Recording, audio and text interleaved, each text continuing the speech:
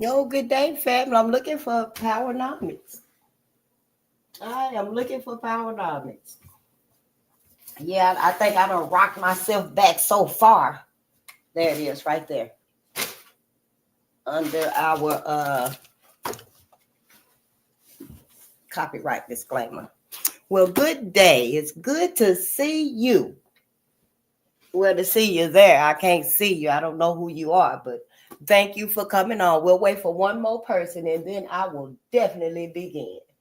Because my ancestor said, I only need 2 people to begin.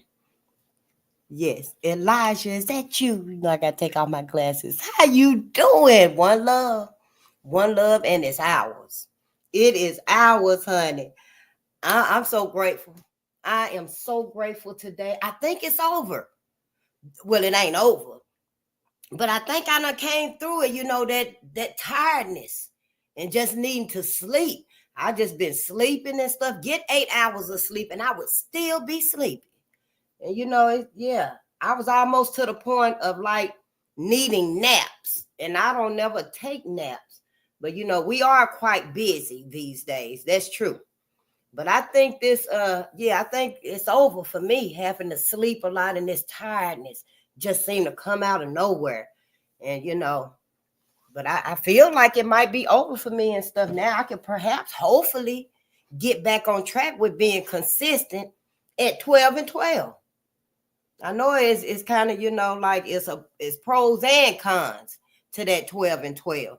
But that slumpness, it just came out of nowhere, it seemed like. And I was like, wow, is everybody else fucking tired too? I be driving in my car and it's like I just got so damn sleepy, so tired. And I was like, wow, you know, I don't know, it's uncanny. But I feel like today is gone. I don't feel sleepy. I don't feel drowsy. My eyes still feel like, you know, yeah, I could take me a couple of more hours of rest. But I'm not tired. I'm not sleepy. I don't want to take another couple of more hours of sleep. I don't know. I just had to get that out and stuff because I feel good. For real.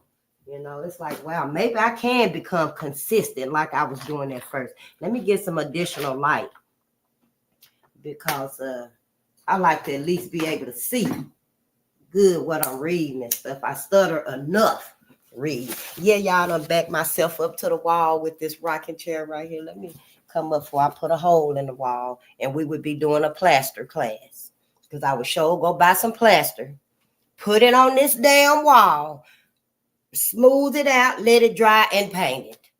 That's what they gonna do. Stop making us out of, you know, yeah. So let me scoot up a little bit here. But it's so good to see y'all. We definitely can get started now. Oh, honey. Wait till I tell y'all this. Wait till I told y'all. Wait till I update y'all on this. Well, y'all updated me because I had no idea because I don't even be over there and stuff. I'm very, I be where I'm supposed to be, right here. And, you know, I will spread out and stuff once I figure out how. But y'all saw a video. It was on YouTube where I be at, but it came from TikTok. Everything comes from TikTok. I think I love TikTok. I don't know. It's a lot of information over there. And you know, I've been telling y'all that the animals is going to start speaking and telling every goddamn thing. Honey, they done showed it off. You ain't coming in here. You is not coming in here. Let me take some water outside, y'all, for him. Because that's it. He don't know how to handle this. And I don't need him to be all in the way and stuff. But it's hot in here. So I had to open up the patio. Because that's where he is out here on the patio. Here. Get you some water. Get you some water. Let's go out here.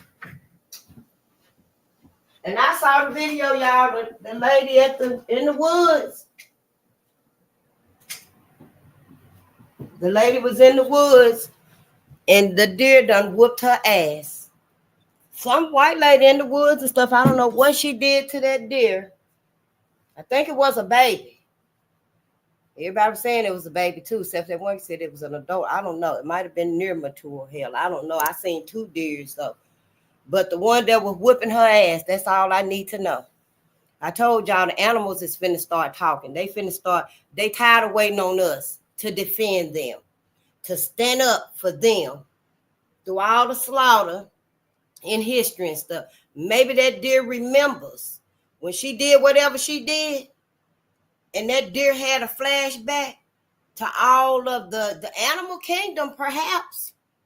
They all finna fucking start fighting back because we have not stood up.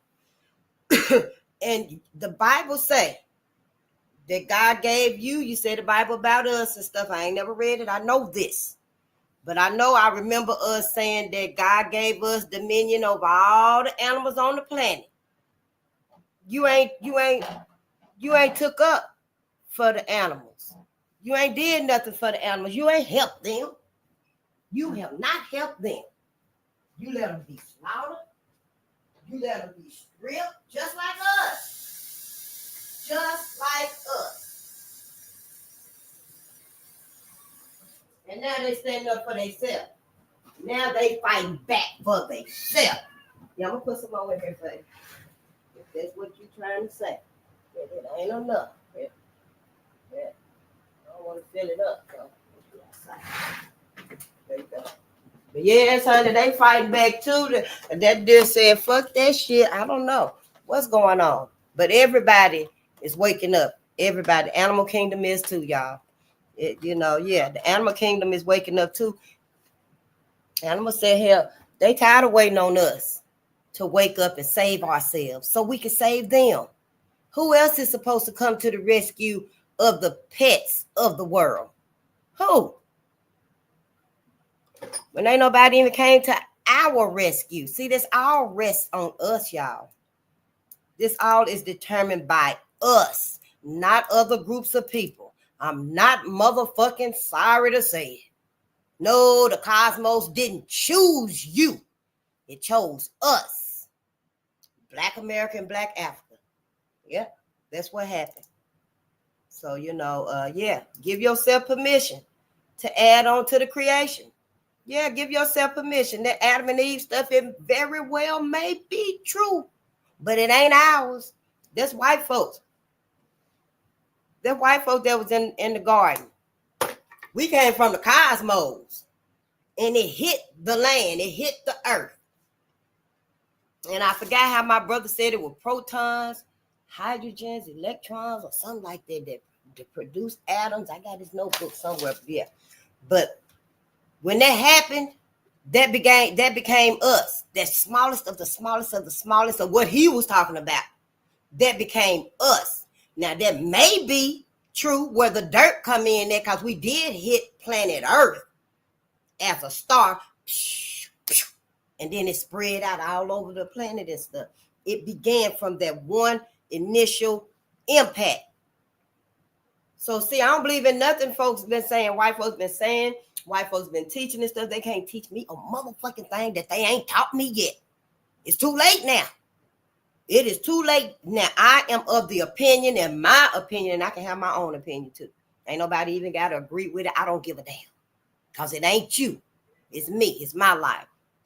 But I believe, in my opinion, they done lied about everything in this also. Bottom line, they done lied about this also, y'all. I'm not picking with them.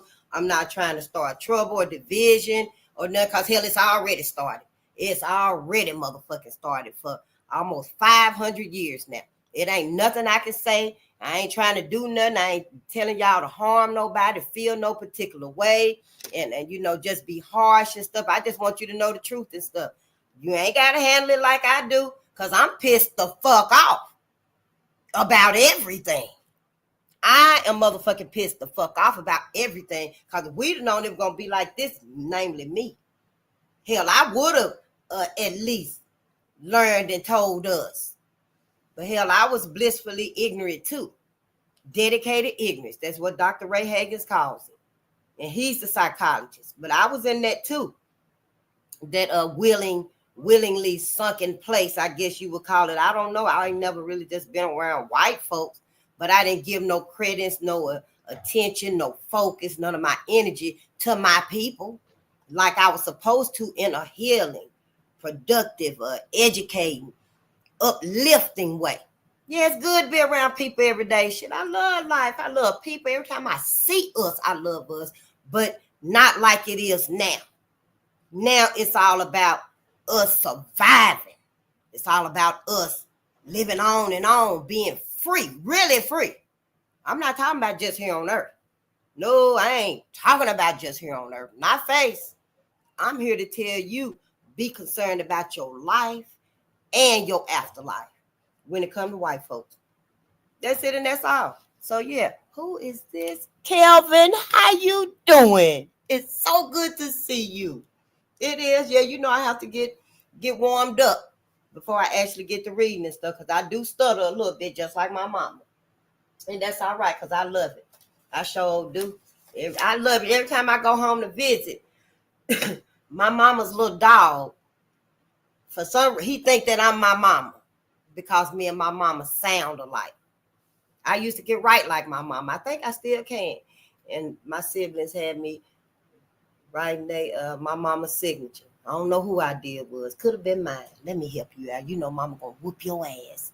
And I signed her name on that F or that D. But you know, hell, them motherfuckers didn't teach us nothing anyway. They didn't teach none of us nothing anyway. So yeah, it's all right though, because we learning it right now. We learning the truth right now. Yeah, it's wonderful. It's a wonderful time to be alive, y'all. It's a wonderful thing to be on the right side.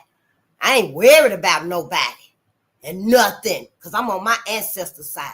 I'm on the side of what's happened to my ancestors is what's going on with my people. That's it and that's all. When I knew that I'm on my ancestor side, and you know, all the forgiveness and the patience and tolerance that we give to white folks and don't give none of it to us, and I was okay with fuck that. You got enough. They got enough from everybody else. They don't even need mine. All I got to do is live and let live. Do no harm. My mama taught me these things. I live and let live. Live your life. If you call, because my mama always said, and I'm sure yours did too, if I can't help you, I won't hurt you. Our mama ain't no vindictive, manipulative, spiteful type of people. If your ass need a piece of bread, we'll give you a piece of bread. But that don't mean you finna come in my house to get it. That do not mean you finna come to my house and get it. So, you know, I'm not trying to say be bitter and angry and, you know, ready to, go there with them and stuff. You know, I'm just saying, know what's going on with our people and distance yourself. Be able to live the next day and the next day for the future, so we can change everything stuff, because they'll get you caught up. Just learn what you need to learn and separate from them. Just separate. It don't mean we hurt nobody. All these motherfucking people in America, who the fuck cares? If white people gonna be lonely, sad, mad, upset, who the fuck gives a damn how they gonna feel because we finna do for us now? So yeah, you know, I don't know, circumspect and circumvent. Yeah, look at your life and your dealings with them and stuff, because I already done got mine down pat. It's working, that's it. That's the only time I'm finna be in the vicinity of anybody, my neighbors. Other than that right there, nah, we ain't finna hang out, we ain't finna camp, we ain't finna shop, we ain't finna go out to eat, we ain't finna go hiking, we ain't finna go jogging, we ain't going to no museum. All of that right there is over. All of my time, attention, focus, forgiveness, tolerance, patience, all of that got to be given to us now. It's enough for me to live and let live. Got to focus on us now. We got to. We must. I'm just, you know, I look over there and see the cantaloupe and the watermelon that the granddaughters grew. And let me show y'all these, honey. They ain't seen them. They're growing more than mine is. Look, they little stuff growing more than mine is. You see, they done wrote the name on it. Look, yeah, write your name and the date on your stuff. Don't be coming in here thinking we raising some damsels in distress, cause we ain't. You gonna have to eat. Your ass gonna have to eat. So let's get started. And so yeah, they stuff growing. More. Thank you, ancestors. I love you too. My ancestors, yeah. I just had to show y'all because it was over there waving and stuff. So I had to show y'all stuff. I'm just saying, let's just do for us now. We ain't hurt nobody. Somebody needs some help. Somebody done fell out in the road and stuff. Of course, yeah, get them up. Somebody done slid and fell in on their little scooter or something. That happened to me once. In the middle of the road. I was with my family. We were walking down the sidewalk. And the little girl, she was one of us. I think she was maybe Muslim or something. She had on the hijab and stuff. And she was riding the scooter. And there was gravel on the road. And when she turned that corner, honey, she slid and the scooter slid. And I ran out in the road and got her up. But the people had stopped. They motherfucking ass stopped. Shit. And got her out the road and stuff. So I'm not saying, let people get harmed. Don't ever let nobody get harmed now. I mean, or animal. Don't ever let nothing get harmed and stuff if you can prevent it. But stand up for yourself. Stand up for your people. Stand up for tomorrow. Stand up for their future. Shit, ain't nothing else more important to me than my ancestors and our future generations. Now, come on now. I can't get with it if y'all gonna let these people just run ramshod over us. And that's what's happening. That's why the cosmos waking up on every motherfucking body showing the fuck is. I can't wait. I can't motherfucking wait. So y'all, we got to detox and stuff. Because honey, sometimes we're going to have to go underground to our bunkers. Yeah, we got bunkers too on the way. We got ideas for us some bunkers too. And then at other times, we're going to have to come out from the bunkers. Because see, above and below, finna regulate this shit. Show the fuck is. Between the earthquakes and the tsunamis and the storms and stuff, we gonna have to be on cue. Shit, we better be light as a feather. Quit eating all that meat and shit. I know I'm trying to. I'm getting better. If I had the proper resources, I would have nothing but a garden in there. But sometimes because of my situation and stuff, I do find give me that piece of chicken shit. Yeah, I put some ketchup on it. Well, I eat meat now, y'all. I eat it with stuff you ain't never heard of. And that shit be good too. But it's just because, give me that piece of chicken. I'll eat some chicken and stuff. I'm just saying we're gonna have to be able to fluctuate for real, on the most lightest, highest frequency that we can get to. Yeah. But it's so exciting doing it and stuff because can't nobody else do it. Yeah, white folks can't do this. They talk a good game. I know. Oh, they talk a very good game. Hey there, Layla. It's good to see you. I didn't have to take off my glasses to see you. And Shantae, it's so good to see you. Yeah, it's me. It is me. I know, yeah, I'm so happy. I'm happy. I'm grateful to my ancestors, to y'all, to all of us. If we only knew how exciting this time is, this ain't never happened before. We ain't never had no futuristic world approaching us where it's going to be walking robots, y'all, flying cars, robotic dogs, and all that shit going to be recording your black ass. Yes, it's going to be listening to you, following you and monitoring you and shit. The damn robot going to be way down there, and the motherfucker going to be able to hear what you saying. Because that camera going to have that zoom in it. And it's going to be able to zoom in and listen and stuff. It's going to be fucked up. But we ain't got to worry about that and stuff because you know what Simeon Toko did. Black Jesus in the Congo. One of the stories, your ass can believe in Jesus Christ walking on water so you can listen to this. Simeon Toko, his government had kidnapped him.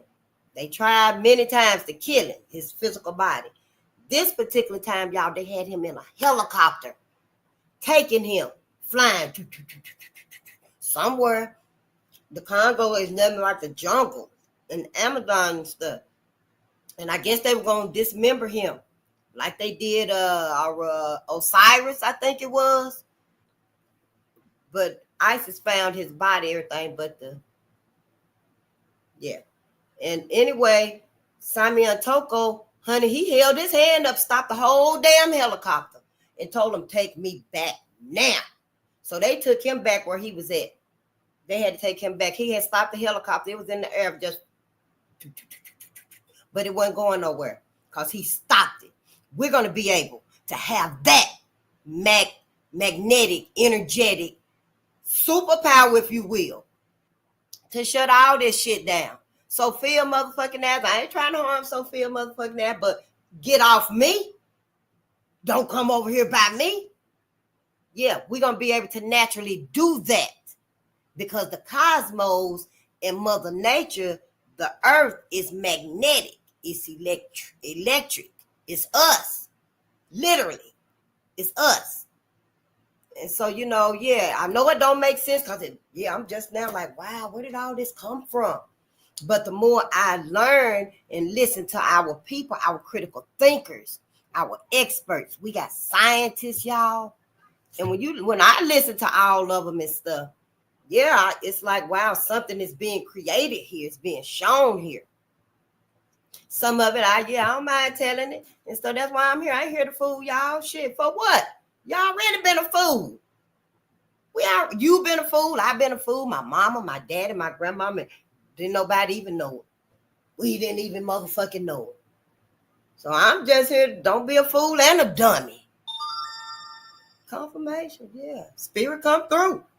So yeah, some things I'll tell us and stuff, but some stuff I guess I'll keep it to myself until the time is right. I don't know. But we ain't got time to waste. So most of what I find out and think, so yeah, I'm going to let your ass know. I am. You need to keep your eyes on white folks. What everything they doing. Your babies. Keep your eyes on your babies. Teach your babies. History. That's all you got to do is teach them. You know how deep to go with your baby. You know whether Shay mind, whether she at this age or this age. You know what Ray and Tyrone, your son, your nephew, you know what their mind is like, what they can handle. Hell, I don't know. You might need to get them one of these right here. Start out with one of these right here. Hell, it don't matter. Just start. It's all knowledge. This right here is suitable for all ages. We learned from here. Remember, we learned from the Book of Black Heroes when we sat down, honey. We learned about Mary McLeod Bethune. We learned so much I had to write it all in the front right there.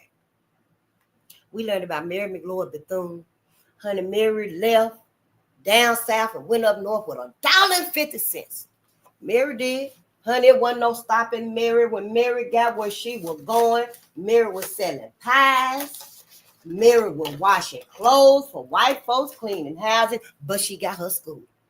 Mary got her school, honey. Now today, Mary got schools, colleges, museums, clinics probably. I don't know. Mary just got a plethora of contributions out there. Still on her name. I said that, and you know, when I left and I came home, I had that little pencil. You know, we cracking jokes because, you know, we like that and stuff. We love each other and stuff. And we said Mary was using little bitty pencils like the library got because time was hard. So when Mary did get a pack of pencils, she cut them in half. Yeah, what else was she supposed to do? This $1.50 got to stretch like a rubber band. Yeah, this $1.50 got to stretch. But when I left and I found that little bitty pencil and brought it home to y'all, and I was like, Mary got something to say. Mary said, keep on. Don't give up. I'm looking for that little pencil now, y'all, but I done got everything everywhere again and stuff. But I have it. I might need to tape it. Tape it on the front right there and put a little string on it. There it is. There she is right there. Look, Mary McLeod Bethune. We learned about Mary in the Book of Black Heroes from A to Z. It's a start, y'all. Shay would love this. And then you be reading it and stuff. We learned about Robert Smalls. Remember they made Robert Smalls feel this tall. Because Robert Smalls had to pilot the Confederate ship, the planters. And, you know, and the planter going to kill black people and it's for slavery. And, you know, but he did it. Him and the black crew, they did it. You know, they couldn't readily just escape. Like a lot of black people was escaping. They were creative. Everybody didn't use Harriet. Harriet Tubman. Everybody didn't, because the time, the location, when she was coming and stuff, and then they were pretty much, she was getting the slaves off the plantations. Other of our ancestors who were slaves and stuff, they was in their life. He was in a Confederate soldier. He was under them and stuff. Some of them was in other towns and stuff, like Ellen and Lewis Clark. What was their name? We also read about them on, we heard about them on Julian Johnson Law. He had mentioned them too. But so all of them but escaping was always the focus, the plan.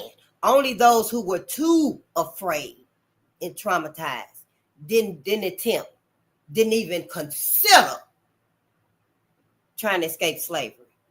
But it was never a point or a day of the year where a black person was not thinking about, attempting, or on the way to freedom. It wasn't. Out of the whole 366 days of the year, it ain't never been a day where everybody just sat down and just let that be. Somebody was always contemplating escaping, on the way to escaping, or already, you know. I believe it in my heart. I believe it in my heart. Only those who didn't were those who couldn't. They felt like I couldn't. I'm too old. I'm too weak. I'm too scared. I got these kids and I don't trust it. You know, it's too risky.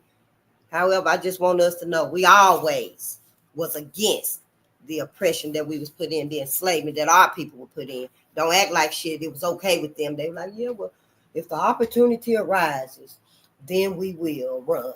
Nah, fuck that shit. Some of them created their own escape routes. Yep, Ellen and her husband did. And then we learned about, with Robert Smalls, y'all, him and the crew, the black crew on the Confederate ship, the planter, they had to come up with their own plan because they was on the Confederate ship. And I'm sure, I don't know, I'm learning too about the wars and stuff, all of that school did not teach me, the motherfuckers. But anyhow, what happened was they thought about how we gonna do this. They wanted to get away too. Can we just take the ship and go? Just leave the ship, start the ship, let it go, and then we go some. But every way they came up with was too risky. And Robert was telling the crew, we're going to have to bide our time. Robert had been thinking. So Robert said, what we're going to do is, let me maximize this. Robert said, so what we're going to do is, we're going to bide our time. Let them get drunk. You know, on the holidays, they get drunk, pissy drunk. They be in comas when they get drunk. They had to wait possibly a whole year before he actually told the crew of his plan. He had to make sure it was surefire, because on some holidays, everybody wasn't drinking. On some holidays, or they wouldn't get that comatose. So they had to wait. So he made sure when he let them know it was a go, honey, he told them on Christmas. Christmas was the time all of they motherfucking asses was drinking. They was calling the hogs, honey. You could have shook them and they still wouldn't have woke up. Once they was in that deep, deep sleep of that drunk, that's when they did it. Honey, Christmas time came. Everybody was on the ship. They all was on the ship. The white men got to drinking and stuff. The cabin was back there. Now, it was other ships possibly on down, because ships are huge. So, you know, it was some on down and stuff. About a mile or two, I guess. Hell, I don't know. I'm just trying to paint the story, tell us what it could have been like. So they on the ship and stuff. They get to drinking and stuff. All the crew. Now, it's a little cabin back there. Now, the cabin is pretty, it ain't really big for all of them, because it's the holidays. Everybody ain't there and stuff. You know, it's a small crew of the white men left, and it's a small crew of the black men, which, you know, Robert and them always had to be there, because they were the crew. So they got to drinking and stuff. Then they got to leaving off the ship, going out there to the little cabin, the little make two, you know how they got it? Yeah, they started going out there to that. So the black men, our brothers, Robert Smalls, them, I found out the whole crew for us too. They were like, yeah, it's happening. It's happening. Because Robert told them, start getting your stuff together. Don't let nothing seem like, we on to nothing. Just every few days, take you something and put it to the side and stuff. Because when the time comes, we're going to have to just grab it and go.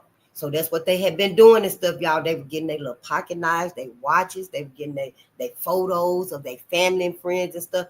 Little stuff that they had sent to the side and stuff that they couldn't keep on them when they own the ship. Honey, they started sending their stuff to the side and stuff. So what happened was the white men started getting drunk, started walking off the ship, going out to the shed and stuff where the little make to, where they got all the drink. That's where all the drink at, all the fun stuff, getting drunk and just chilling out and shit, torturing and picking with the black men and stuff, making fun of that's their joyful time and stuff. They started going out there and stuff, and Robert was like, it's time. So Robert let them come, go on and get drunk and go on out there and get some more drunk. So they left the ship, went out there where the booze was at and stuff. Robert and them came on in right behind them, honey. They started cooking victuals. Oh, honey, they started cooking victuals. Robert and Tommy, yeah, honey, they started putting on water to make tea, coffee, making it seem like probably cooking some biscuits. Give me that old, what's that little packet they had? They had that packet where you tear it open, that silver packet, and it's got a little makes you meal off in it. When you in the deeper the thickness of it, and you need that quick nourishment, honey, they started making it seem like everything was okay. The white men just kept drinking and stuff. Yeah, Robert, Billy, bring me another one. Hook up some victuals. Yeah, we're going to take this down tonight.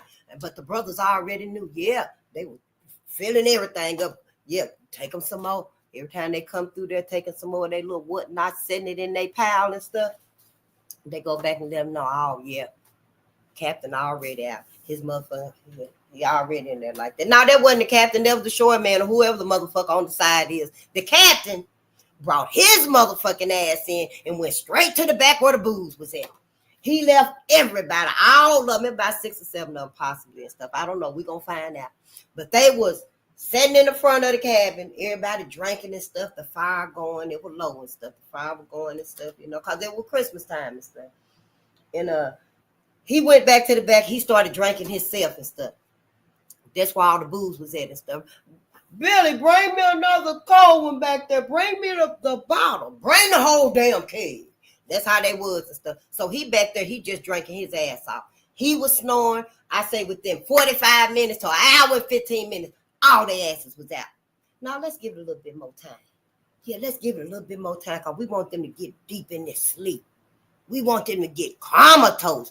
Drink so motherfucking much when you do wake up, you can't even see straight. They can't see straight. They blinded by alcohol, honey. They stumbling everywhere, falling over each other and stuff, falling over tables, running out the door, trapping on the steps and stuff, falling between the screen door, falling down the steps, falling in the mud. I want them motherfuckers piss ass drunk. So yeah, let's give it a little bit more time and stuff. So the brothers, yeah, got it cozy in there from the fireplace, the firelight and stuff, and the victuals got the house smelling a little good, like some chicken bouillon or some shit. And then, you hear the sound of cooking going on. You hear little sounds being made in the cabin and stuff. So they felt everything was fine.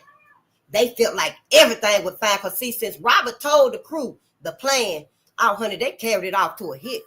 Ain't nobody even suspected that they was thinking about escaping slavery.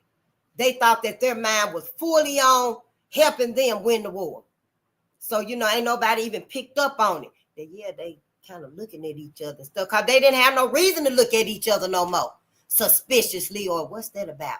They didn't have no reason for that no more. All they were focused on was putting what I need to put to the side, manning this ship right here, manning this ship and waiting for the day, waiting for Christmas.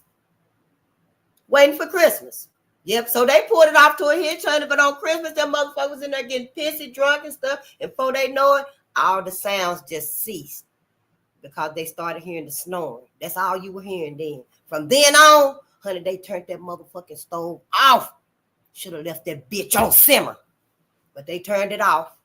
turned the stove off, took the tea off the eyes and stuff, put some ashes over or sprinkle some little water or something on the fireplace. Hell, I don't know. Started getting their things and stuff, honey, and easing out that dough. Honey, when they got to the ship, that was it. But it was the dark of night. Ain't nobody seen nothing. And then other ships were so far down, had nobody even thought that it was finna be an escape. Because see, other crews was going about their regular enslavement. See, it was only Robert and his crew that were finna escape slavery. So, honey, they got on the ship. Honey, they were way out in the waters. They was way out in the waters, honey, before the white men even noticed anything. Because they were deep in a sleep, y'all, probably for like 2 hours. Hell, they motherfucking asses was so goddamn pissy drunk. Somebody pissed on themselves too while they was asleep. But what happened was it got cold. It got cold up in that motherfucker. It wasn't no smelling of victuals no more. Wasn't no warmth of the fireplace. God damn it. Wasn't no tea boiling, nothing. Wasn't no sounds of life. It wasn't nothing but cold snoring. And they started rousing that shit. Billy, bring me another one. But Billy didn't come. Robert, I think that's a nickname for Robert. Billy. Might be Bob, I don't know. But didn't nobody come. So he woke up a little bit. I said, bring me another one. But then nobody come. Then he noticed it was sounded quiet, but he was coming out of a deep stupor, drunk as fuck. And he woke up, Randy, why isn't Billy answering? He usually come as soon as you call him. And then he got up. He started noticing this stuff. Well, I don't know, shit. What are you talking about, Connor? Shit. Billy, you heard it. You heard him say, bring another one. But then nobody come. Then they start noticing it's cold, it's quiet. But it took a minute to come out of all of this drowsiness, this drunkenness. But once they finally did, honey, them motherfuckers was cold. And looked up, didn't see no fire, didn't smell nothing. Everybody over there, he over there just knocked out. The captain was in the back with I thought that was water. You see? The captain was in the back with his leg up on the table and the drink in his hand. But they thought that he was on the ship, I guess, because they all was out in the front. But when they looked up and then in the ship, looked like it was out there, but I'm not seeing right. They put it all together. And then they were the captain. Where's the captain going? Captain. But the captain heard his name back there because his ass was cold. Their voices reached him. He realized he was cold. He was hungry.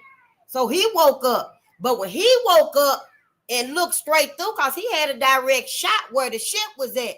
And he saw the ship going, but he knew he was hearing them talk. And he jumped up. Oh, shit, boys. They got the ship. They gone. So all of them, get out, get the ship. They got the ship. They all started running and shit. Y'all running over each other and stuff. Because when Robert and them left, they put some little shit in the walkway. Oh, yeah, they had radios and all kind of shit laying in the walkway and stuff. Somebody put some tacks down. Their ass were falling and stuff, raising up tacks stuck in their hands and shit, just to buy them a little more time. But by then, they were way out in the middle of the waters and stuff, y'all. Honey, when I tell you, Robert and them escaped slavery, Robert Smalls, they made him feel 2 feet tall, honey. Today, that man taller than 10 feet. 10 feet tall, Robert Smalls. And thank you, family, said that somebody coming out with a movie about Robert Smalls. Is it Amazon, Prime TV, somebody? I don't know. I can't wait to see it, though. But, yeah, and then Robert Purvis. Remember we learned about Robert Purvis. His mother was a slave. His daddy was the master. His motherfucking ass was raping black women, too. Yes, honey, sure was. So he had she was possibly a house slave and stuff right up under him. And Robert was too, Robert Purvis. But he liked it, Robert Purvis. So he always kept him around him and stuff. And when he died, he gave all of his, or if not most of his possessions and wealth to Robert. So Robert used the wealth to help 9,000 black people escape slavery. More than 9,000.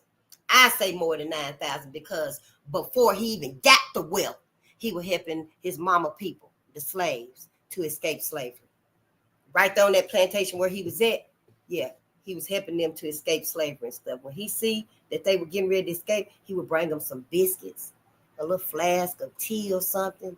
He would make sure that that note wasn't intercepted by somebody that might rat them out, and get that note on which way to go. Follow the tree around the bear's paw, and don't go the drunken man's path, unless you have to. Now, all of them quilts and stuff, they had a meaning.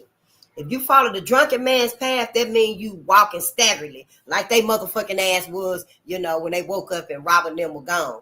The drunken man's path is a crooked path, because he drunk, he's stumbling. So the slave catchers can't catch you. The bear's paw, that path is when, you're going to find berries and nuts and stuff like that. You're going to find maybe a river or a little stream so you can have water and stuff. So Robert Purvis made sure they got that message of which route that they were taking and stuff, because black people would hang the blanket across a tree or a branch, or they would have it posted up on a clothesline or something like that to let them know what the path was and stuff. But yeah, Robert, it said he saved 9,000. He helped 9,000 get to freedom. But I think it was more than 9,000, because before he got the wealth that his master father left him, he was already assisting black people, in my opinion. So, and we learned about Harriet Tubman, where I'm from and stuff.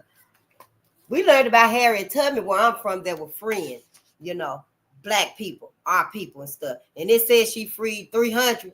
Harriet freed more than 300. Harriet Tubman freed more than 300 people. Because some of them took their courage from her and came up with their own route to freedom. I'm sure some of them did. They just didn't feel as safe, and they just didn't feel as confident going with everybody else, you see, with Harriet.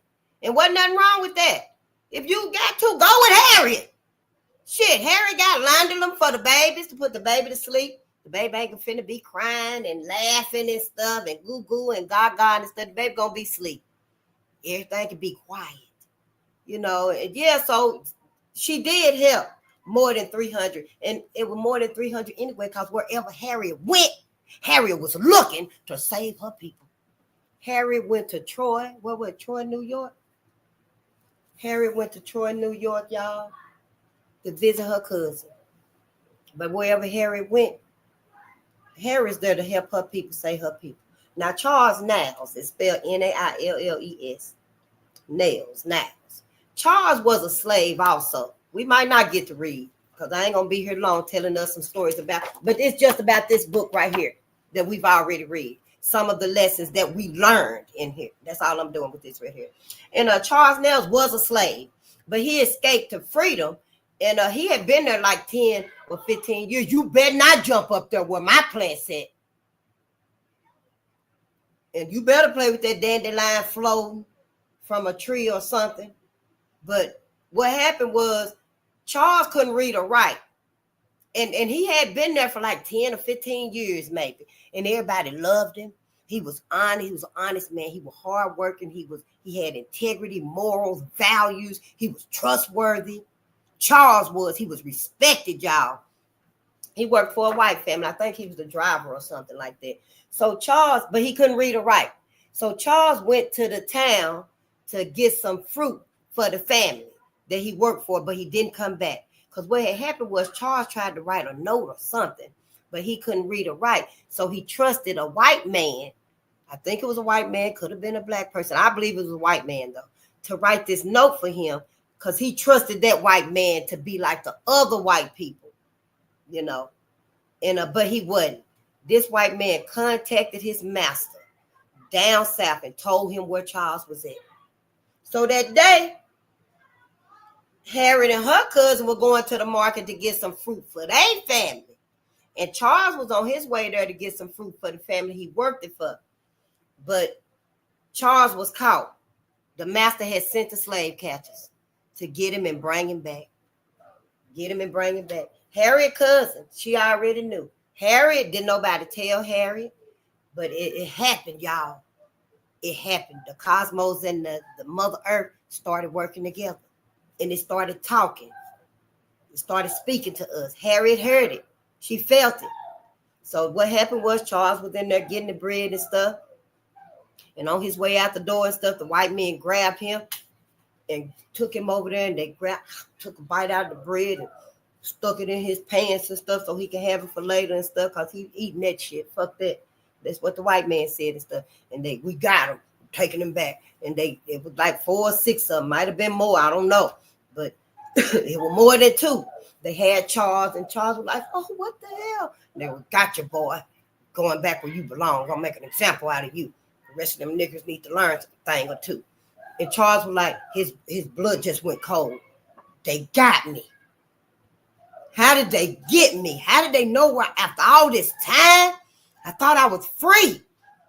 And I don't know when he remembered that letter that white man wrote for him and stuff. Maybe they told him, maybe it just dawned on him. But Charles was just dreadful, y'all. He was just so fearful because he knew what was going to happen when they got him back down south.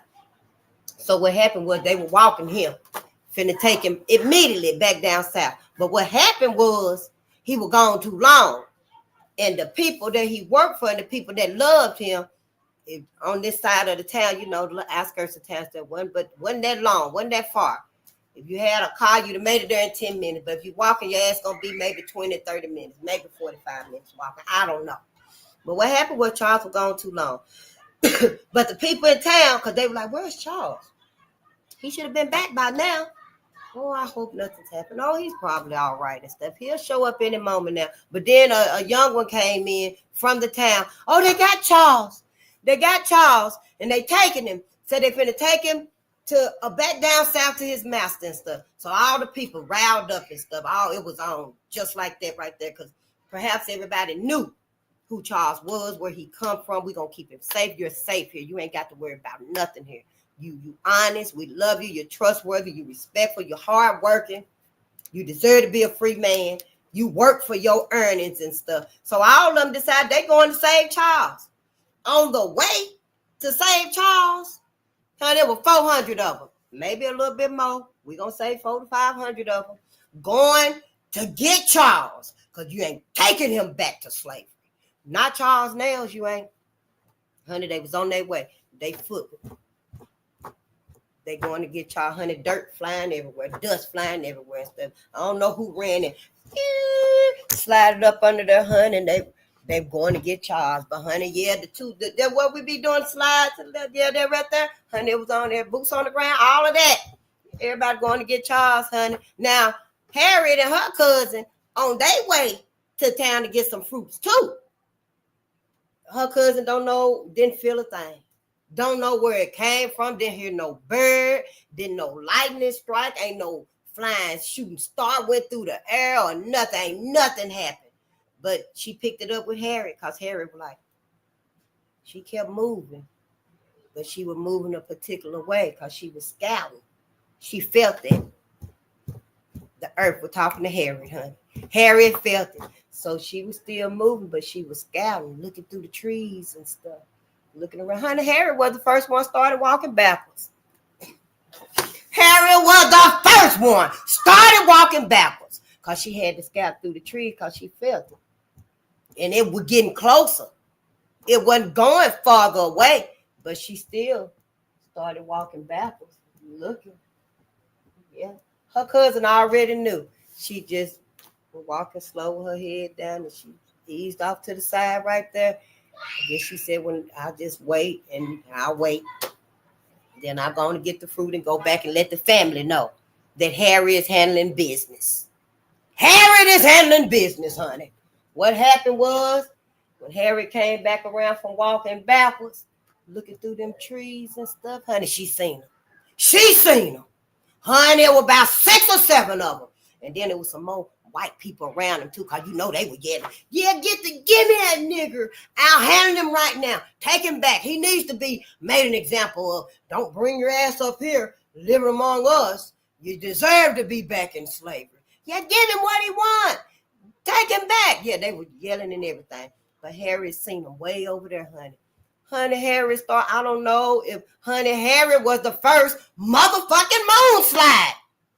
The moonwalk that Michael came out with that another brother did like 40 years before he did, I think. But you know, I love all my people. He told Michael about it. That's how Michael did it.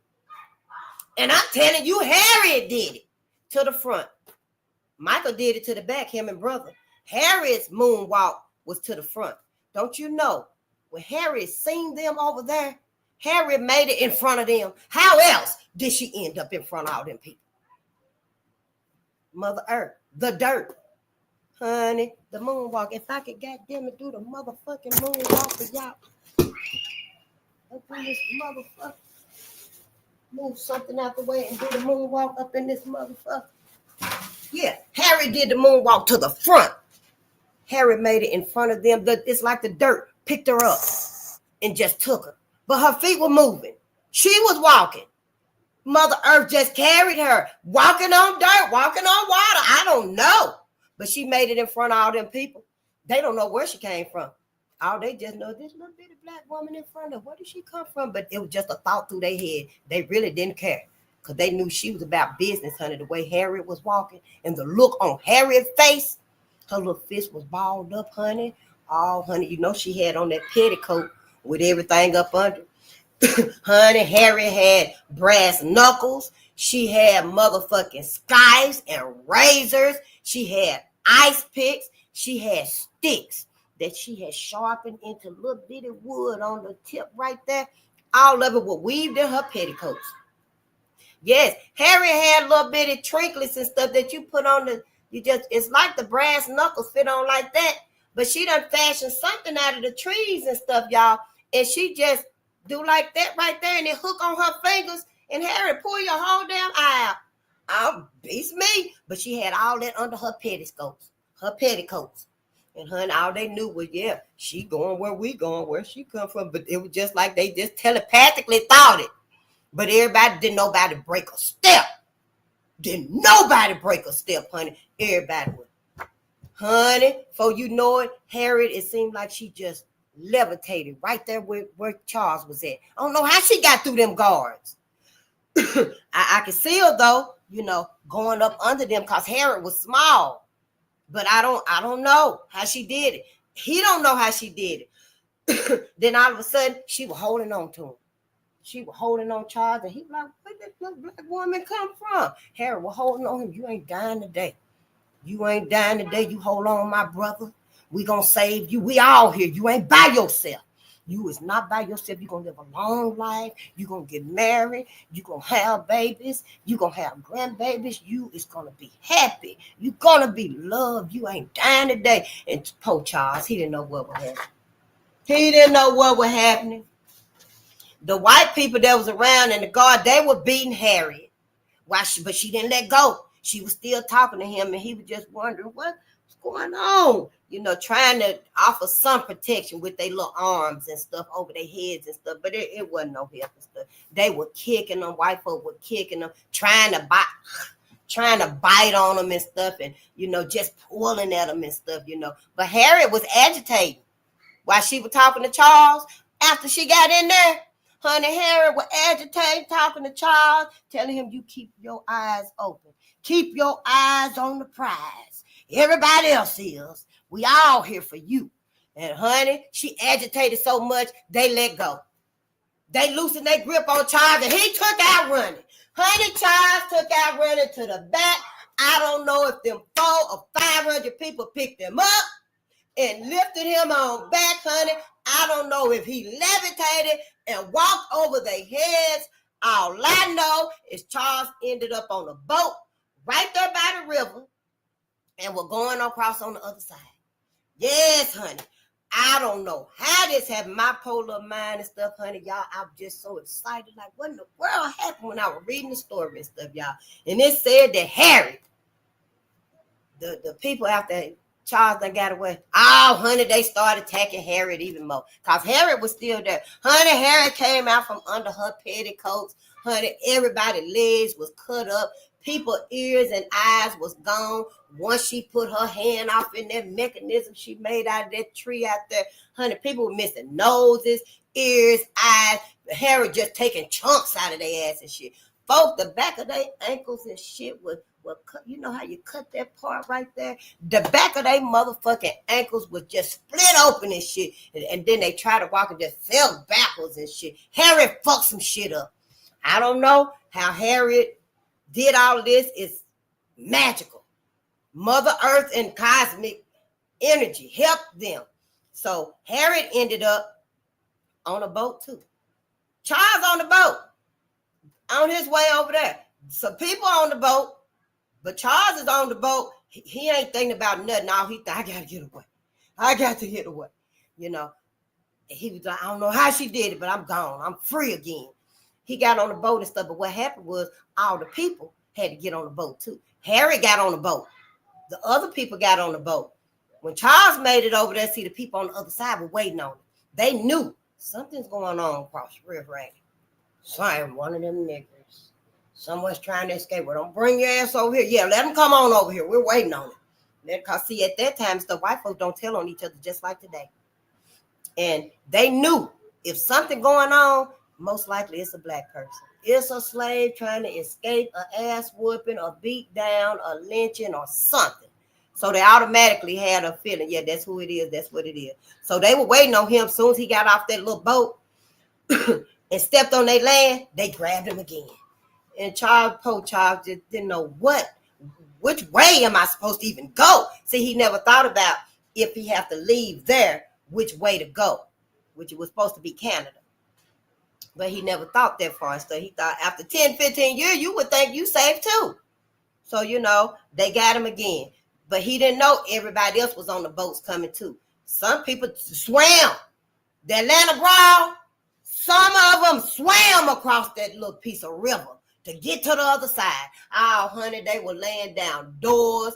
They were hooking up ropes to the back of some of the boats and stuff because it wasn't that deep. Now, they were very resourceful. And everybody had a lot of adrenaline going. See, everybody could have been walking on water that day if they'd have thought about it.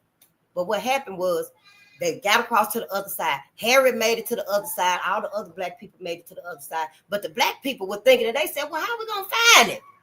Well, how we know which building it is? But Harriet already knew. So as soon as Harriet touched ground, because she was already looking. You know, she had this stern look about her. She already knew before they landed on land which building to go to, because that's where all the white men was at. And they were riled up, honey. Yeah, he's in there. The nigger's in there. I wish I could get my hands on him out. Yeah, he's going to get what's his, what's coming to him. This is for all of you. So she knew which building he was in. Soon them people seen Harry touch that ground and she started walking that way. They did too. Honey, she was in the front again and they was all behind her. All 400, everybody damn near, everybody done made it over there now. They soaking wet. Yeah, hat just ringing wet. Just ringing their head up, put it back on my head. Make sure pull up my britches and stuff. Yeah, they done made it over there to help Charles and stuff. So Harriet went in there. They tried to appeal to him. Well, let us buy his freedom. He's been here over a decade. We love him. He's honorable. He's needed. He provides. He's an asset to us. They're like, no, we got to take him back. His master wants him back. He's got to be made an example out of, ma'am. So they didn't want to do that right there. So what happened was, because the black people and the white people too, the people he worked for were white. So it was some white people out there, although most of them was black. But, you know, it was some white people out there, too. I ain't going to lie on them and stuff. I ain't picking with white folks and stuff. It was a few white folks out there. Hell, I don't know. Maybe they didn't show no pictures. Maybe the family wasn't physically out there. I don't know. We'll just say they was for the sake of the case. You know, with white people and black people out there for Charles nails and stuff. So what happened was they started handing money up. People were handing up their shoes with money in it, jewelry, coins, dollar bills, necklaces, old rings and stuff. People were pulling stuff out of their hair. Black women were pulling seeds out. This seed right here, this is the beanstalk. I'm gonna put that in that hat right there. See, they were setting up all kind of stuff for Charles, but the people wouldn't accept it. Nope, they would not accept it. Ooh. Oh, shit. Is that too? Let me see if I can shut this thing right here. Because you know, at that other apartment shit, I would literally have to run outside. I'll look at the children out there. I'll tell them, hug that tree. Hug that tree you down there with, the little children in the yard out there. But where was I at with the story and stuff, y'all? That is kind of loud, but it ain't too bad though. Not for me. I hope it ain't for y'all either. So what happened was they got to the thing and they sent up the money and stuff. And the people like, no, we can't take the money and stuff. We got to send him back to his master. He got to be made an example out of it. Now, poor Charles was up on the second floor. The story about it. Charles was up on the second floor and he saw all the people down there. And all he would think, well, they really want to get me. The horror that they're going to do to me. They're going to torture my body. Oh, God, don't let them get my body. He was just freaking out and stuff. He never thought. He didn't focus in on the 500 black people that was out there. They seen him standing in the window, looking down at them. All he was looking at was the white people, talking about what they going to do to him. Oh, honey, they already had their nooses out there, and they were hanging them up, and they were miming. You know how you acted out? That's how they were doing to him. That's what had his focus. So he didn't know his rescuers were there then. So since they didn't want to take the money, Harry and them said, well, fuck that then. We going to court. We going to court before you take him anywhere. So that's what happened. And before they could transport him any further, they had to take him to court. They had to have that court.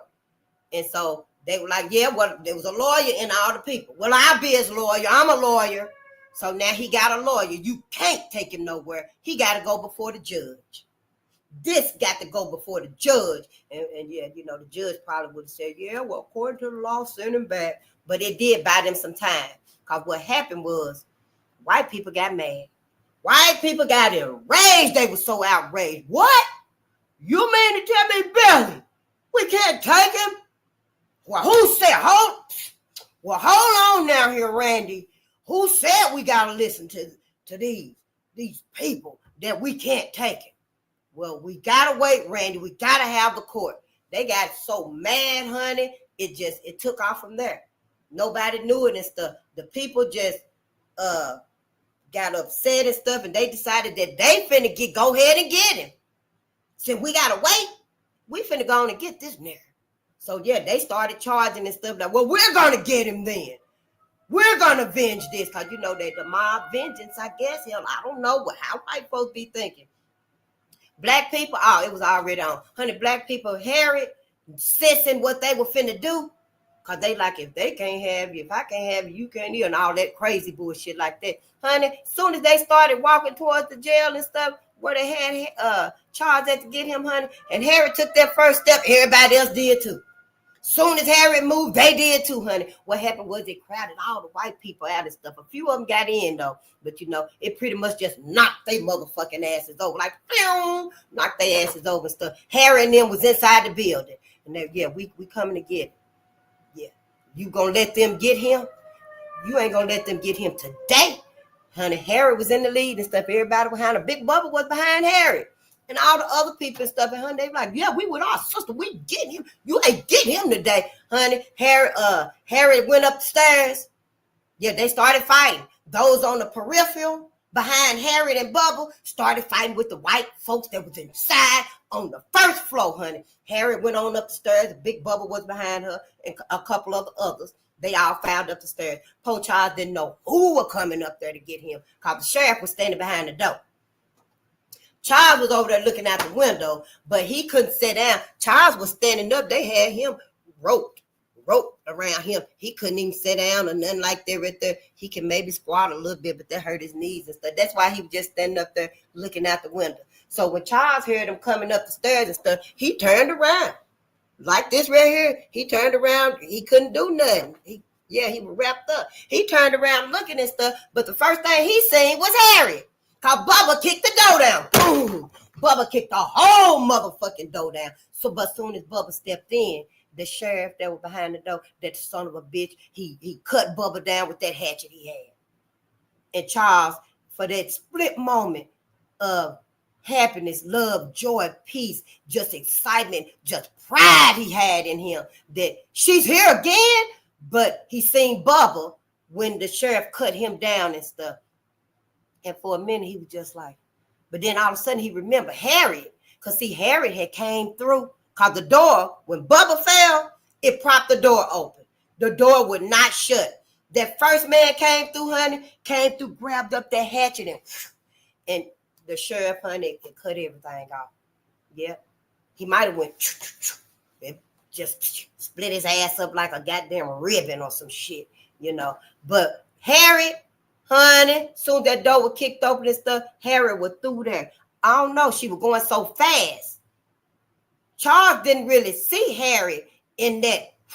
It was so fast, he didn't really see her. But soon as Bubba, what that happened with Bubba, Harriet came through there, and honey, she just picked poor Charles up. He was already standing like this right here, honey. She just swooped him up, threw him over her shoulder, honey, and Harriet was gone. Harriet was gone like a football player with that football, honey. Harriet didn't even know the house. She was there visiting her cousin. She didn't know the house. She didn't know the people. She didn't know the layout of the land or nothing. But Mother Earth was guiding her. Cosmic energy was guiding Harriet. So they was up on the second floor. White people outside the jailhouse, that building, that makeshift jailhouse, if you will. Oh, honey, they were trying to come in windows and everything, honey. But they couldn't. Black folks were kicking their motherfucking asses and stuff, honey. Black folks was holding it down, honey. Holding down the fort like Fort Negro. Like Fort Negro. Yeah, which, you know, they turned to Fort Gaston, I think it was. We just learned that not too recently ago and stuff. But what happened was Harry got down to the second story. The second story. The black people that was out there in that little town and stuff, they had their stage coaches and stuff like that. They were waiting on the other three sides of the house because they didn't know which side Harry was going to come out of. So they had their stage coaches waiting and stuff, honey. But Harriet came down that second story on that first floor, honey, and Harriet was just kicking in doors while Coach Charles was just back there on her shoulder. He was just bouncing y'all and stuff, and his mind was just exploding, honey. He was like, "Who is she? Is this an angel? My angel is here, and she ain't leaving." And then he was like, "I'm really gonna live," and honey. He couldn't do nothing because he was all tied up, honey. Soon as Harry kicked in that last door, it was outside, them reins. Somebody threw their reins up in the air. She caught both of them like, honey, she had threw Charles up on that damn stagecoach. And poor Charles, he just landed in a kind of way. His face probably went all like that and stuff, you know, because she just threw him up there and stuff, you know. Hell, we got to go. And I don't know. I think she just hopped up there just like that right there. Harriet, honey, was light as a feather. Honey, before you know it, Harriet and Charles was gone, honey. They was on the stagecoach, and he still couldn't say nothing. He was so shocked it happened so fast. He was still tied up. He was breathing so, you know, hard and heavy and stuff. And Harriet was telling him, "I told you we're going to make it, my brother. Just hold on. Hold on. We'll be there." Honey, Harriet looked out to the side and stuff. White folks. Motherfucking asses was on the river in them little bitty motorized boats and stuff. Some of them had some little tiny stage coaches that they done took from the white people. They done took from some black people stuff, taking people's shit and stuff. They on the stage coaches, honey. Riding parallel with Harry and them, trying to shoot their rifles and stuff, honey. Harry pulled out her motherfucking rifle under her petticoat, honey. Knocked all their asses off. 1, 2, 3 at a time, honey. And that was done. That was they motherfucking asses. And Harry and Charles, they were still going, though. He was wondering, damn, because she slapped that rein in her hand, honey, and reached down under her petticoat. When why in the hell she have all of that? Honey, she had a revolver. I guess it was a revolver, because rifles is like that, ain't it? But honey, I didn't feel nothing. That's what he was thinking and stuff. How she even moving? She's so flexible with all of this. But honey, Harry pulled that revolver out. It must have been the length of her thigh. I know, because it was big. It probably was a sawed off. And the way she picked them off, honey, Charles was sitting over there. Yeah, I'm going to live. He was thinking what he was going to do. Oh, yeah, I'm going to do the things I always wanted to do. I'm going to have 5 babies. I'm going to love my wife for life. I'm finna get married now. I'm finna have kids. I'm going to have a farm. He was planning his whole future at that point. But I'm done, y'all. I can go on and on with the story. But what happened was she got Charles to Canada. He lived a long life, y'all. He got married. He had babies and stuff. He was a very productive, honorable, respectful black man, Charles Nails. He actually moved back where he was from, where they rescued him from in Troy, New York. He moved back there after some years and stuff, because they ended up getting his freedom and stuff like that. Or freedom probably came and stuff. I didn't write the years, and I didn't learn the years of these. Just the story. So I still got some learning to do too. But I'm just saying, everybody's motherfucking lying. Shit, my ancestors fought everything. Every day. All 366 days of the year. They fought being enslaved.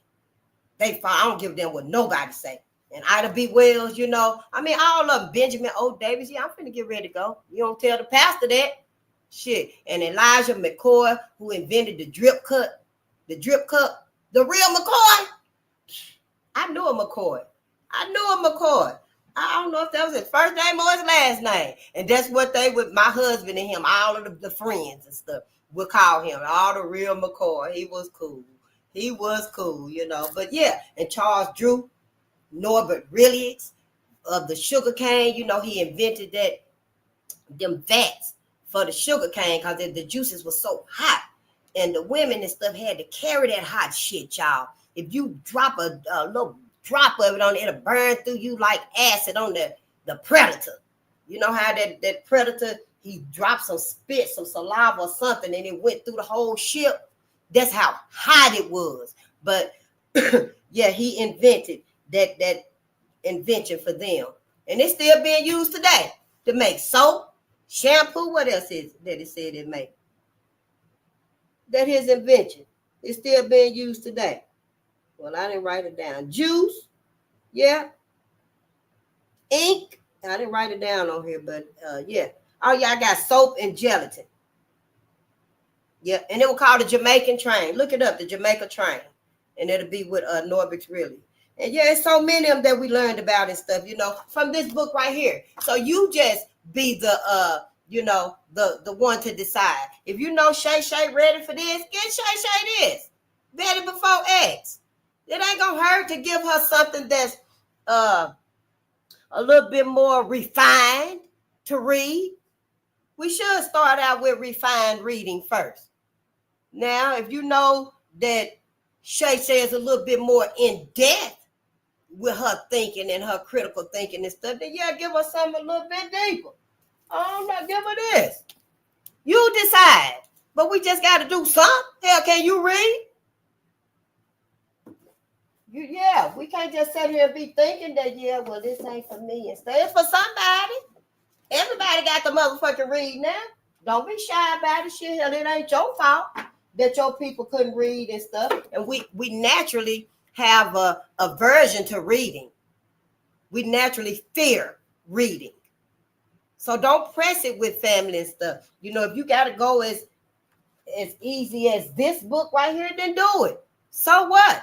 If Zari is 16 and you got to give them something real light to read, do it. Where's Sounder at? Our book Sounder. I still read Sounder to the grandbabies. Even it don't matter how old they get and stuff. Sounder is a real good book. It's easy to read and stuff. And it learns them how to know certain words when they see them in other readings and stuff. But this right here, us having this anxiety about reading and studying and learning, all of that shit is programmed. We love to motherfucking read. If y'all only knew, we love reading. Honey, it take your mind somewhere else, honey. You can leave that motherfucking drudgery ass place that you sitting in. Hell, I always keep a book in my hand. Shit, don't talk to me, so don't say nothing to me. Soon folks see me reading, they used to tell me all the time, you very unapproachable when you read. And I plan to be. If I don't ask you to come and read or listen to me read, then yeah, I plan to be very unapproachable when I'm reading. I ain't got time for the bullshit. So yeah, reading is beautiful, it's wonderful and stuff. And I'm gonna let y'all go right now because I gotta go. But I just want y'all to, we didn't read no Powernomics today. I wish we would have, but I wanted y'all to just, yeah. We hadn't really went over any of these in some months. and it's been quite a few months since we read this right here. Y'all know Frederick Douglass had a mask on him. Them son of a bitches had a metal mask on Frederick Douglass. That's why he was the most eloquent speaker. In my opinion, that's why he was the most eloquent speaker. Brilliant. Couldn't be matched. It was one other man, I forgot his name when I found him right beside his. And him and Frederick Douglass were like toe-to-toe with that speech. It was so eloquent. And because Fred was saying to himself, when I get this motherfucking mask off of me, I'm going to tell all of y'all motherfucking asses how I truly feel. Yep, and so, all of these things right here, we just learned. We just learned all of these things. And it's wonderful. It's good. The confidence, the love, the appreciation that you get for your people. I don't give a goddamn what nobody take away and try to erase. Once you learn it in your mind, your memory, your heart, your spirit, honey, it can't never be taken away from you. Create it all over again. Create it all over again, Black America. It ain't meant to be in their museums any fucking way. It ain't. So let's create it again. Fuck them. That's how I feel about it. That's how I feel about it. The museums and the plantations and shit, all that shit that's being destroyed and burnt up, that's just the beginning. That's just the beginning. I don't mean to get all off like this and stuff, because I really got sidetracked today, didn't I? Must be because them animals and stuff, I don't know. But the animal, that deer, beat that white woman's ass in the woods. I told y'all animals is finna start talking. Start talking to your animal if y'all got that connection, because me and Davis really don't have a connection like that. We don't. He trying to catch up because I see him acting different because of this new ship. But those of y'all, I've been seeing y'all with y'all dogs and stuff on your videos and stuff. Start asking your dogs some motherfucking question about history. Dogs be talking to dogs. When they be at dog parks and shit like that, or just passing in general. Yeah, dogs be talking to dogs generations ago. Why you think that dog attacked that police officer? Remember some months ago when that police officer attacked them kids, them teenagers, and they were walking or something, coming from the pool or something like that. And the officer, I made me some more deodorant, y'all, and I put it around too far. You just got to put it under the deep spot right there. And that got my damn arms burning and stuff, but that's all right. Don't worry about it. I'm going to go and dilute it a little bit because I'm going to use it. But anyway, the officer attacked the brother, and they were like maybe 17, 18, I don't know. They were young teenagers. And the police dog attacked the police because it's time for them to know they've been doing too much wrong. They've been doing too much wrong. All of this got to stop. So, and animals finna start talking. They ready to let it be known what's been going on, what's been happening. You gonna have to ask him some questions. I might ask Davis a few questions and stuff, but he ain't ready. We ain't got that kind of relationship.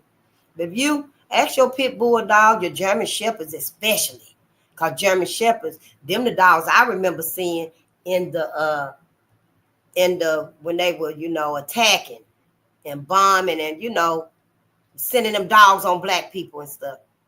During the protests and stuff and the sit-ins, there were German shepherds that I seen and stuff. Ask your German shepherds and stuff. Ask your animals some questions and stuff because they know. And they can tell you and stuff. And that deer that attacked that white woman and stuff, they say, hell, they tired of waiting on us to come in here if they motherfucking ass. They finna start standing up for themselves. I don't know what she said or what she did. But, animals is finna start taking their own. They finna be their own first line of defense. I see a deer and stuff every time I go over on Lake Street, and they be behind the fence, but they run then. They run then. And it ain't like we can come and get you, or we want to come and get you, because you on the other side of the fence anyway. I don't eat meat like that no how. But, yeah, so deers do run from everything. I don't know what the hell she got going on and stuff, but he whooped her motherfucking ass. I bet them hoods was hard as wood. I know it was. It had to be. You walking on asphalt, hot sand all day and grass burning up and stuff like that. But yeah, let's go. Let's get out of here. It's a beautiful day. The sun is out. It ain't raining. It's been raining the past few days and stuff. I feel energetic. You know, I don't feel tired and sleepy and stuff. And then, you know, I'll see you tonight anyway. But please keep some gratitude in your heart. Stay on your gratitude, honey. Ride your gratitude like you on a bike. I'm just saying, honey, ride that gratitude like you on a bicycle. Yeah, so it'll keep, you know, it'll keep your abundance coming, your prosperity. It'll keep your health and your wealth coming. It'll keep your appreciation and all that's good. You know, it'll keep it coming to you. Keep a song in your heart. Keep a song in your heart, honey. I don't care if you got to sing every song your mama love, honey. Sing it. When you run out of her music, honey, if you got to, go to all the theme songs you know on TV, if you must. But keep a song in your heart. Good times. Everybody love good times. Y'all know I love good times. Just looking out of the window, watching the asphalt glow, thinking how it all looks hand me down. Yeah, yeah.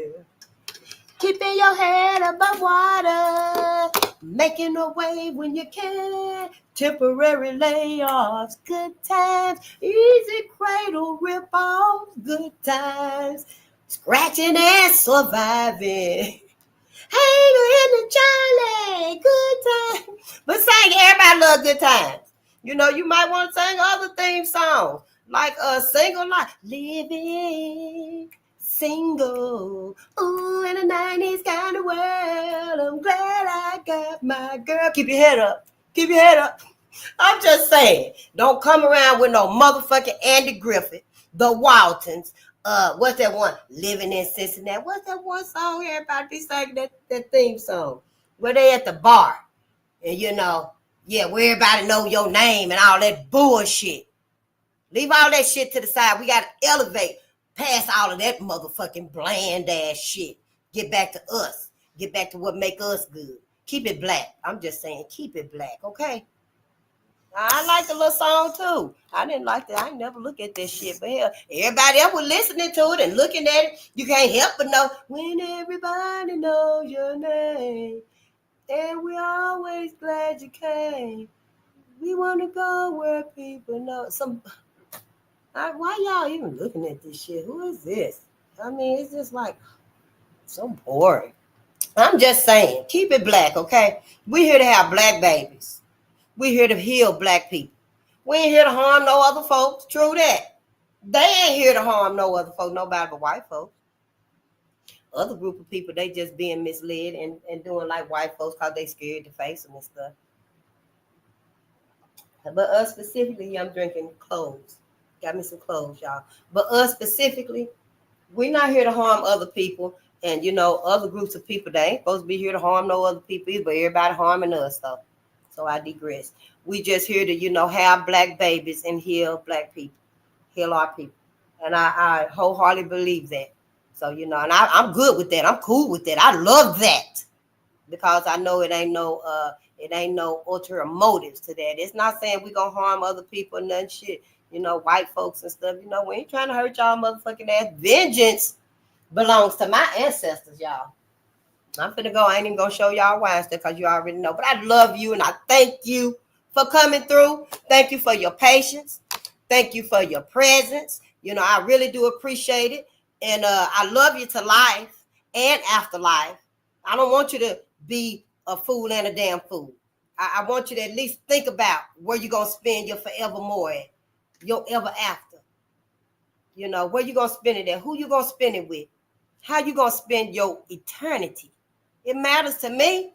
I could go to the 12th of never and be motherfucking happy by myself. I can be so happy and content in the afterlife by myself, but I want y'all there too. I want you to be free too. Honey, I'm going to fly in the 12th of never, baby. I'm going to fly so free. I'm going to be looking down in heaven. Yeah, I'm going to see Tailbow. I'm going to see Carol and Brian. I'm going to see all them white folks that did the lynching and stuff. Our ancestors and stuff, I told them they could leave heaven. They in the afterlife. I'm going up there with them. I'm going to the afterlife. I'm going to the 12th of never. Yeah, and I just want us to know that we ain't got to go to heaven or hell. Baby, they lied about that too. White folks are some motherfucking liars. Yeah, they stole all our history and stuff and got it. They telling it like they know it, like it resonate. with them. It don't resonate with them because they ain't got the key. Yeah, they ain't got the key. It don't resonate with them like that. They don't have the key. Just because you steal somebody's purse, don't mean your black ass can use it for what it's supposed to be used for. Yeah, you get the money out of it, and you probably did need to steal it and go buy some food for your babies and stuff, But somebody gonna throw up, gonna get sick because you didn't need the chicken wasn't even good. The chicken wasn't even good and stuff. So you can steal somebody's stuff and get some benefit out of it. But in the long run and stuff, it's gonna do you harm. It ain't gonna serve you. So it's gonna do you more harm because you got to stay true and loyal to yourself. So you see, just because they stole all of our knowledge and the lessons and the plans and the blueprints and stuff, it don't mean it's going to use them, that they're going to be able to utilize it for their ulterior motives, because it's not going to happen. Mother Earth is not going to let that happen. Cosmic energy is not going to let that happen. Us would let it happen because we hard-headed. And so that's why you got to make the decision. Whose side are you on? You got to stand up for what's right. You got to get in alignment, because when cosmic energy and Mother Earth, when they interconnect at that point right there, you see where they connected at? You see them crossroads right there? That when the rubber hit the road, and you got to make your decision. But because at that point right there, you either going to elevate in homeostasis with this, or you just going to be laying by the wayside with white folks and stuck in this matrix, this illusion that's broken. The illusion is broken. All you got to do is just step into what you're supposed to do. I know it's a little modicum of danger, but what the fuck? What the motherfucking fuck? The modicum of danger? Oh, honey, it must be some atonements made. You can come back here if you want to. You can come back to Earth if you want to. Yeah, everybody coming back anyway. Jesus ain't coming back. Sure ain't. Y'all. Can you see Jesus, white Jesus, and can you see Simeon Toko coming back at what your ass gonna do? You see white Jesus, and then you see Simeon Toko. What you gonna do? Where he at? There go my black Jesus right there. Let me show him to you. Black Jesus is right here. See? There go my black. He on the wall too. I just ain't got my, I ain't got set up in this new place yet. There go my black Jesus right there. But what you gonna do when you see? What you gonna do when you see Simeon Toko and white Jesus? Run your ass to white Jesus if you want to. If you run your motherfucking ass to white Jesus, you getting everything you deserve. Because this book right here, you ain't read it right. You haven't read it properly. I'll go into more depth about it and stuff, because I'll keep your ass here another 20 minutes just to break it down to you. So I'm just saying, go ahead and do what you're supposed to do, because we're running out of time. We're running out of time. I love y'all. I sure thank y'all and stuff. Oh, I got a surprise for y'all. Now I can't keep it. Honey, my cotton is growing. My cotton seed, I put that seed in some water, honey, it's growing. The seed is giving me stems, roots on the cotton. I'm finna grow some motherfucking cotton. The ancestors say we can do whatever we decide to do. We just divine, honey. The cosmos and Mother Gaia, Mother Earth is in you, honey. I won't go outside and hug a tree. When you do hug a tree, and I'm finna go, and I hug a tree like this right here. Lay my ears on it, and stuff. But however, the proper way to hug a tree is you hug a tree and you pick your legs up and hug the tree with your legs too. I ain't tried it yet, but I am. Well, good day, and I'll see y'all later. All right, peace and power to the people. Oh, hell, the thing ain't even plugged up, is it? But yeah, I love y'all to life, and have a wonderful day. Know that sun out there is for you. That sun is yours, baby.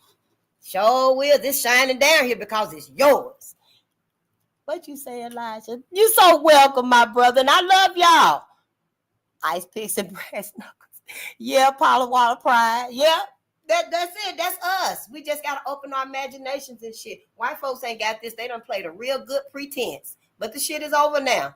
It's over now. Let's be us. Be one. Right, lad?